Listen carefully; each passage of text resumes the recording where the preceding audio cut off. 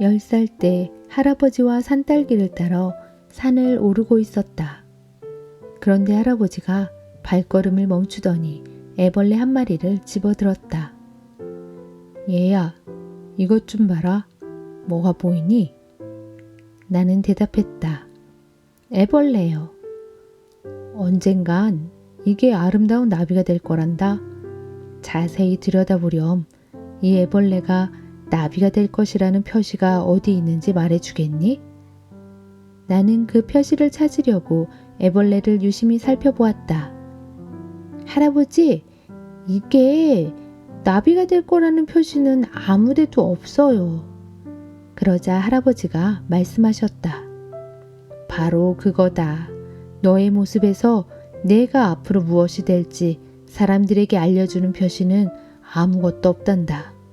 이것을 기억해라. 남들이 너에게 무언가를 할 수 없다고 말하거나 혹은 무언가 될 수 없다고 말한다면 이 애벌레를 기억하렴. 내가 애벌레 속에서 무슨 일이 일어나는지 알 수 없는 것처럼 사람들은 내 마음 속에 무엇이 있는지 볼 수 없단다. 내가 무엇이 될 수 있는지를 아는 사람은 오직 너 자신뿐이란다. 애벌레처럼 말이지. 안녕하세요. 책과 함께하는 이야기 산책입니다.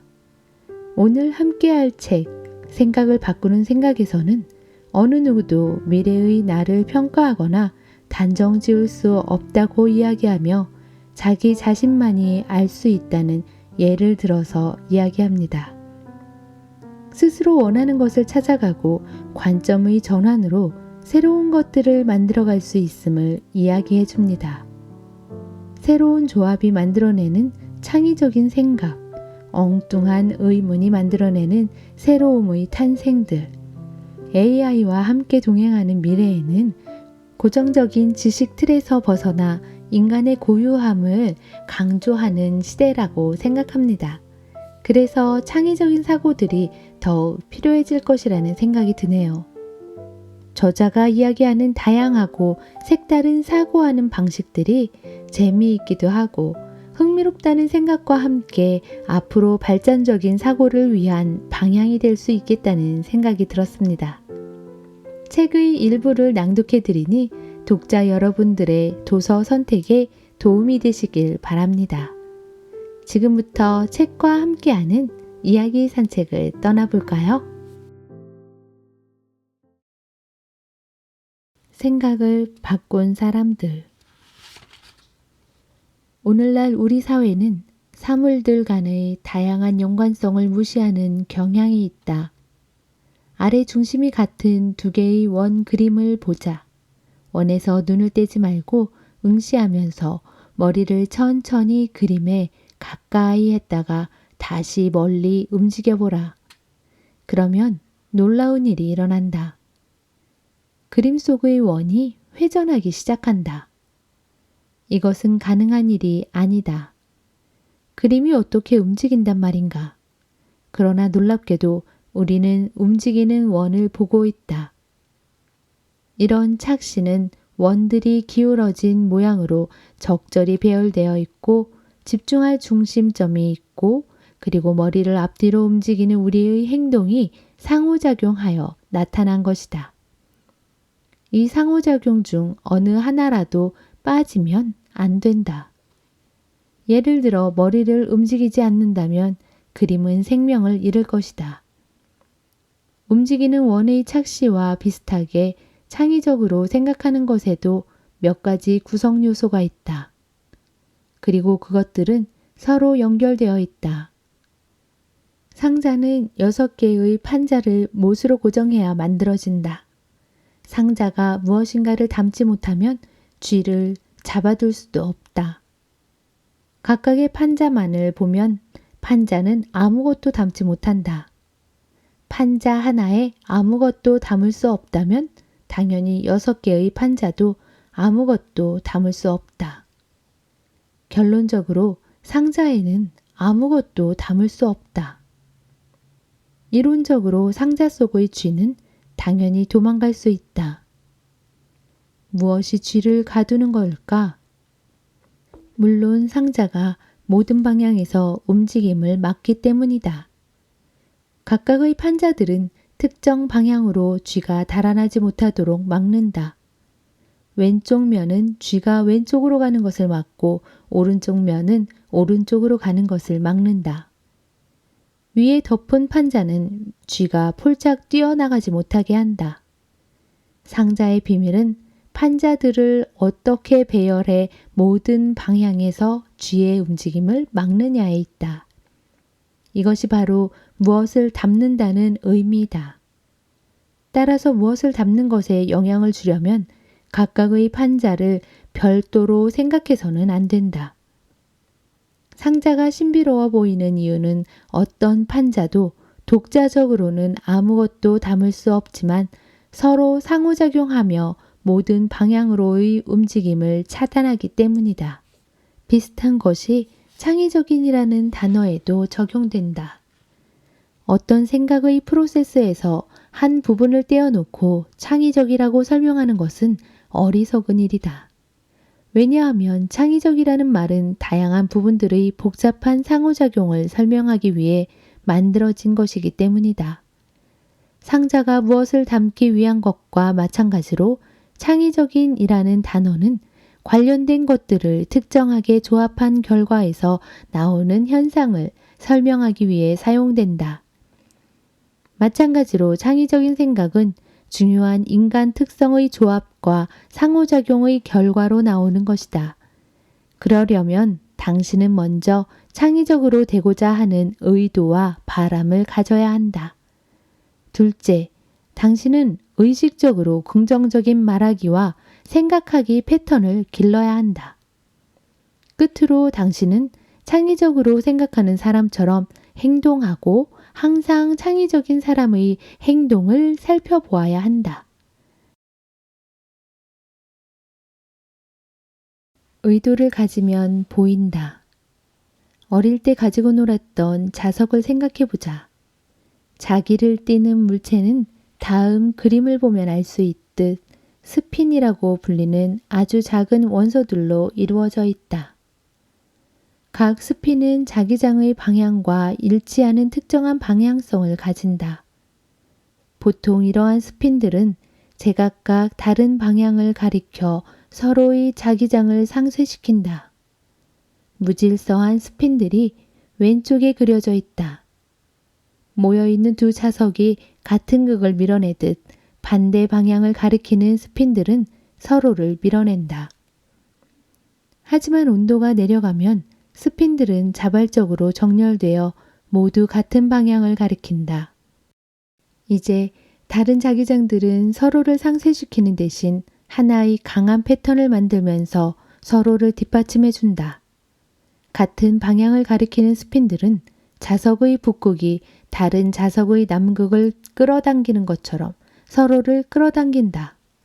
자화는 어떻게 정렬된 힘들이 서로를 끌어당기고 강화시켜 다양하고 자연스러운 패턴을 만들어내는지를 보여주는 좋은 예다.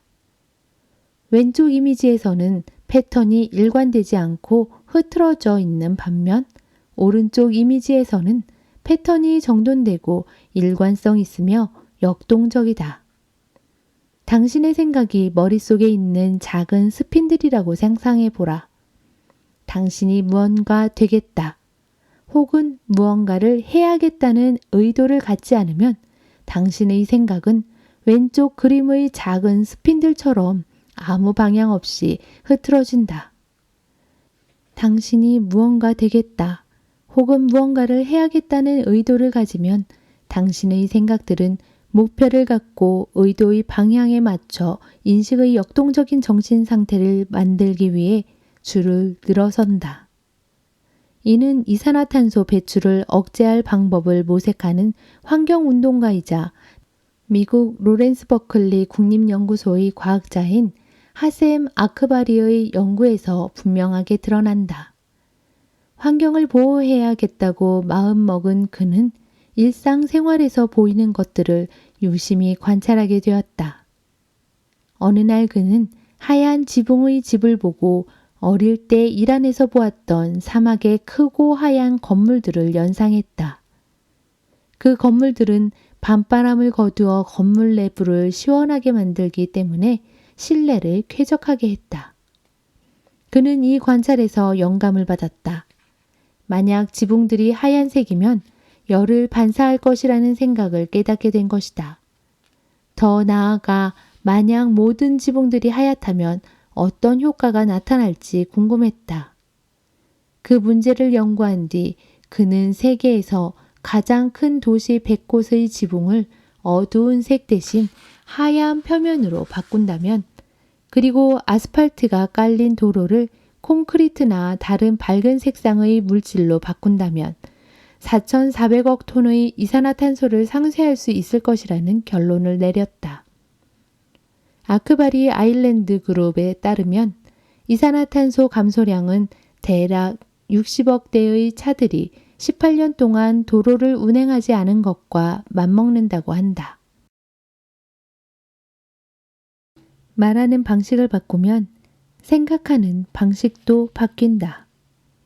우리는 어떤 사물이 좋은지 나쁜지를 설명할 때 부정적인 언어를 사용하는 경우가 많다. 예를 들어보자. 오늘 아침 나는 오랜 친구를 찾아가 기분이 어떠냐고 물었다. 친구는 이렇게 대답했다. 불만은 없어. 이게 무슨 의미일까? 내 친구는 침실벽에 불만 목록을 붙여놓고 오늘은 불평할 것이 없는지 아침마다 읽어본다는 소리일까? 친구와 동료들이 어떤 식으로 이야기하는지 잘 들어보라. 많은 이들이 그것은 이것이다. 뭐뭐일 수도 있다 라고 이야기하기보다는 뭐뭐는 아니다 라고 이야기하는 것을 들을 수 있다. 직장에서 상사에게 아이디어를 내면 아마 이렇게 말할 것이다. 나쁘지 않군. 이 말은 이전에 제안했던 다른 아이디어들은 나빴다는 것인가? 새로운 계획이나 아이디어를 실행에 옮기겠다고 제안하면 나쁠 건 없지. 라는 대답이 돌아온다. 그럼 이전에 실행에 옮긴 다른 아이디어들은 나빴단 소리인가? 가족이나 친구, 동료 등 주변에 가까운 사람들은 우리 점심 먹으러 가지 않을래? 와 같이 부정의 단어가 포함된 말을 자주 사용하는가? 흥미롭게도 누군가가 다른 사람에게 뭐뭐 하지 않을래? 로 질문하면 상대방은 아니 와 같이 부정적인 대답을 하는 경우가 많다. 누군가 함께 점심 먹으러 가지 않을래? 라고 말하면 그 말에 포함된 부정어가 우리 내면의 무의식으로 하여금 함께 갈 수 없는 이유를 생각하게 할 수도 있다. 같이 하자는 말의 내용과는 달리 부정의 단어가 포함된 표현 때문에 모순된 상황이 만들어지는 것이다. 하지만 월요일에 보는 게 어때? 혹은 우리 월요일에 보자 로 질문을 바꾸면 이런 모순된 상황은 사라질 것이다. 예스라고 생각하라. 대부분의 성인들은 잘 되고 좋은 점보다는 부족하고 모자란 점에 초점을 맞춘다. 그러다 보니 자신의 생각이나 아이디어에 대해서도 안 돼, 절대 뭐뭐가 아니야, 뭐뭐 하지 마, 아니다, 와 같은 부정적인 표현을 쓴다. 이 책을 읽는 독자도 이렇게 생각할지 모른다. 나라면 저런 생각 못했을 텐데 나쁜 통찰력은 아니군. 생각을 바꿔 이렇게 말해보라. 저런 생각을 해본 것은 처음이야. 많은 것을 설명해 줄 수 있는 흥미로운 통찰력이야. 라고 말이다. 아닌 것에 맞는 것으로 초점을 바꾸는 것만으로도 정보를 인식하는데 얼마나 큰 변화가 생기는지 주목하라. 흥미와 호기심, 놀라움과 더불어 우리의 의식이 확장되는 것을 느낄 수 있을 것이다. 교육을 받기 이전의 아이들은 어른들과는 다르게 말한다. 아이들에게 기분이 어떠냐고 물으면 아이들은 좋아요, 혹은 끝내줘요, 졸려요, 나 아파요 와 같은 있는 그대로 솔직하게 대답한다. 또 아이들에게 어떤 아이디어를 주면 멋져요, 재밌어요 라고 대답할 것이다. 가족들과 함께 놀이동산에 가서 즐거운 시간을 보냈다고 생각해보라. 내가 묻는다. 놀이동산은 어땠어요? 만일 당신이 나쁘지 않았어요 라고 대답했다면 메말라 버린 감정으로 단조롭고 차갑게 부정어가 포함된 말로 즐거운 날을 설명한 것이 된다. 하지만 좋았어요 라고 말한다면 전체의 감정이 좋다라는 단어와 관련되어 음량이나 억양의 차이가 생긴다는 것을 느낄 것이다. 목소리는 높아지고 입가에 미소가 떠오른다. 부족하거나 없는 것을 표현할 때와는 달리 이미 가지고 있는 것에 대해 이야기할 때 우리의 생각과 감정도 달라진다. 우리의 언어와 말하기 패턴을 긍정적인 방식, 부족하고 없는 것이 아니라 이미 가지고 있으며 존재하는 것에 초점을 맞추는 것으로 바꾸면 우리의 감정 역시 긍정적이 되며 실행에 옮길 때도 실질적인 결과물을 만들어내게 된다. 말하는 방식은 우리가 느끼는 방식에 영향을 미친다. 거꾸로 우리가 느끼는 방식은 우리가 말하는 방식에 영향을 미친다. 모든 언어, 감정, 그리고 생각은 서로 상호작용하고 이러한 작용들이 전체적으로 쌓여 우리의 행동과 삶의 결과물을 만들어낸다. 이런 관계는 다음과 같은 삼각형으로 설명할 수 있다. 생각은 감정과 다르지 않다. 친구가 당신을 2시간 동안 기다리게 했다면 당신은 잔뜩 화가 나 이렇게 생각할 것이다. 나한테 이렇게 대하다니 뭐 하자는 거야? 나에 대한 배려가 전혀 없어. 그 친구는 항상 나한테 이런 식으로 대했어. 이렇게 생각하면 당신은 아주 화가 난다. 그런데 친구가 도착해 사고 때문에 차가 막혀 늦었다고 설명하면 금세 화가 가라앉을 것이다. 이것은 감정이 생각에 의해 영향을 받는다는 것을 보여준다. 생각을 바꾸면 화가 가라앉는다. 언어는 당신의 생각을 준비시킨다. 앞에서도 말했듯이 언어는 행동에 영향을 미친다. 브리티시 컬럼비아 대학교의 연구진은 2개의 연구를 위한 실험에서 참가자에게 독재자 게임을 하도록 했다. 게임 규칙은 간단하다. 참가자 앞에 1달러짜리 동전 10개를 두고 원하는 만큼 가지고 나머지는 다른 방에 있는 참가자가 가질 수 있도록 남겨놓으라고 말한다. 물론 공평하게 나누어 가진다면 반반씩 갖는 게 맞지만 뒤에 다른 참가자가 누군지 모르는 경우에는 대부분의 사람들이 독재자처럼 이기적이 되어 다른 참가자를 위해 아주 조금 남겨두거나 아예 모두 가져가 버렸다. 반면 다른 참가자가 누군지 아는 참가자들은 대부분 동전에 전혀 손을 대지 않거나 아주 조금만 가져갔다. 실험 조건에서 연구원들은 준비시키기, 기술을 사용해 신에 대한 생각을 떠올리도록 유도했다. 참가자 중에는 유실론자와 무실론자가 같은 비율로 섞여 있었다. 참가자들에게는 먼저 신성한, 성스러움과 같은 단어들이 포함된 문장이 순서가 뒤죽박죽 섞인 채로 주어졌다. 그리고 이 문장을 바른 문장이 되도록 순서에 맞게 재배열하도록 했다. 그런 다음 독재자 게임을 했을 때 참가자들의 마음속에는 신에 대한 생각이 떠올랐다. 물론 의도적으로 신을 떠올리도록 사전에 준비를 시켰다는 것을 알아차리지 못한 채 말이다. 아니나 다를까 문장 바로잡기를 통해 참가자의 마음속에 떠오른 신은 마치 주문처럼 작용하여 동전을 좀 더 공정하게 나누도록 이끌었다. 신을 연상시키는 준비 작업 없이 바로 독재자 게임을 했을 때는 12%만 동전을 균등하게 나눴지만 종교적인 단어들로 준비가 되었을 때는 무려 52%의 참가자들이 그렇게 했다. 언어는 사람들이 생각하는 방식을 결정한다. 그것도 매우 근원적으로 말이다. 유명한 언어학자인 벤저민 리 워프의 호피 인디언의 언어에 대한 연구가 이 사실을 잘 보여준다. 워프의 연구에 따르면 호피족의 언어에는 문법적인 형태, 구조 또는 표현 중 어느 것에도 우리가 시간이라고 부르는 것을 정확하게 나타내는 것이 없다고 한다. 그 결과 호피족의 시간에 대한 생각은 우리와 아주 다르다. 우리 대부분이 과거, 현재, 미래에 대한 강박관념을 가지고 있는데 반해 호피족에게 모든 시간은 지금이다.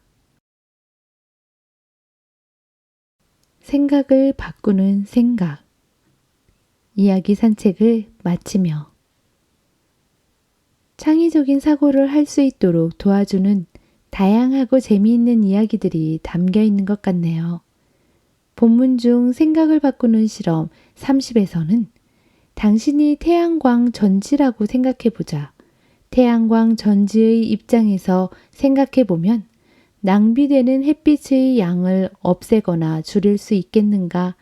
라는 질문을 예를 들어주기도 했듯이 엉뚱한 생각이 창의적인 결과를 낳기도 하고 연관성이 없는 듯 보이지만 두 가지 이상의 요소가 만나 새로운 결과를 만들어내는 등 다양한 사고의 흐름들을 상상하게 해주기도 하며 우리의 생각이 곧 우리의 생각을 바꿀 수 있다는 구체적인 예로 확신을 주기도 했죠. 창의적인 또는 사고를 확장할 수 있도록 생활 속에서도 열린 사고를 하려고 노력해 보아야겠습니다. 오늘도 이야기 산책과 함께 해주셔서 감사합니다. 구독과 좋아요, 알림 설정은 영상 제작에 큰 힘이 됩니다. 감사합니다.